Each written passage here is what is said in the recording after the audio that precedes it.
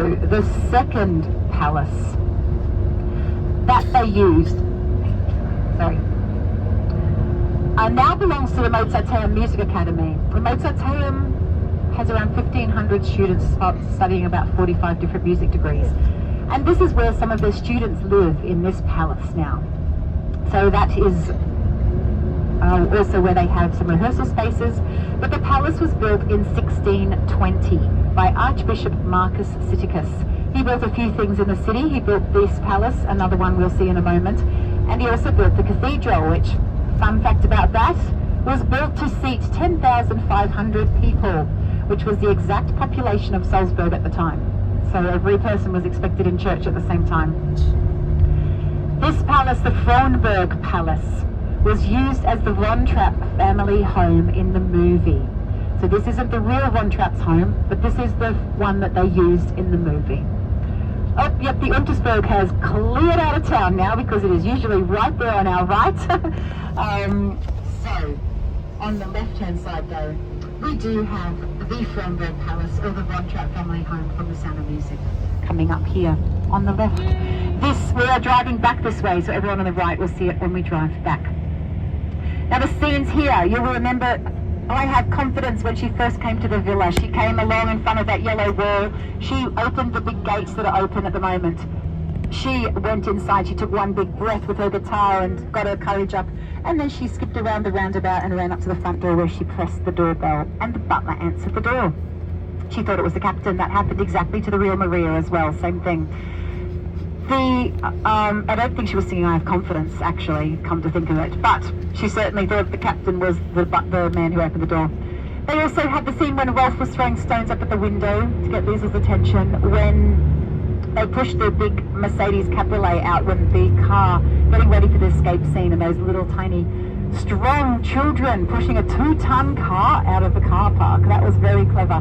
And you couldn't see the big group of strong Austrian men towing it with ropes on the other side to get that thing to move. It was a limited edition, only 70 of them made, and worth hundreds of thousands of euros, that car. It's a bit of a special one. Also, when they came back from their honeymoon, the captain found a Nazi flag hanging above his front door that he wasn't very happy about. So he pulled it down and he tore it in half in quite a statement.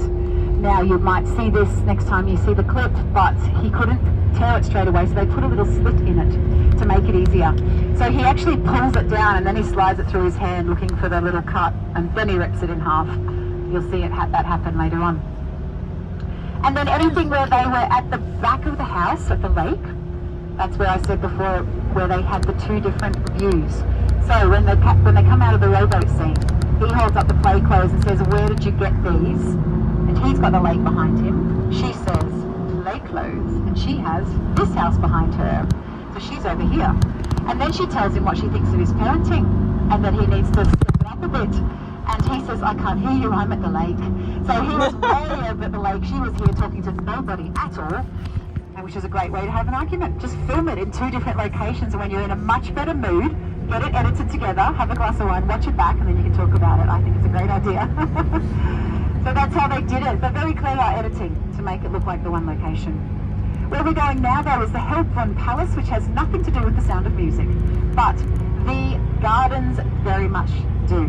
And the gardens are the public parklands for Salzburg, a bit like Central Park in New York, where the residents come to get into the nature and have their walks, and their picnics and playgrounds and cafes, etc. are all here in the Hellbrunn Palace gardens.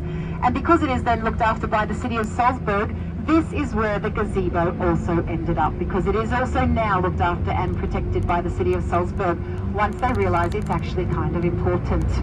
So this is what we're going to see. The palace is on our right-hand side now. The Hellbrunn Palace, it's called. It was the summer residence for Archbishop Marcus Siticus. The other one, Frohnburg, was also his as a hunting lodge.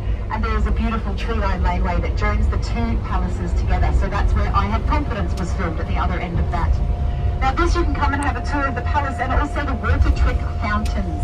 These are in the gardens here. A fun tour for a hot day, because you will get wet, because you can't see all the fountains. That's the trick part. Some of them are hidden. But they give you a little audio device you can wander around at your own pace, and it explains the story behind each of the fountains. And the showpiece being a big dining table that he used to sit his guests at, give them lots of good food and wine. And then when he was a bit bored, he would turn the water on. And inside every one of their seats was a water jet that shot straight up between their legs, soaked them wet. Nobody stood up there because that was the height of bad manners in those days. Until your host said you may leave the table. So that was his entertainment back then. So you can do that too. When we get out of the bath, okay, take umbrellas with you now, if you've got one, or a rain jacket.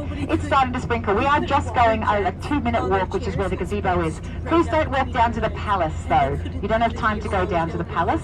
Stay with me, go to the gazebo, and we'll go to the gazebo together, and the toilets are right there as well.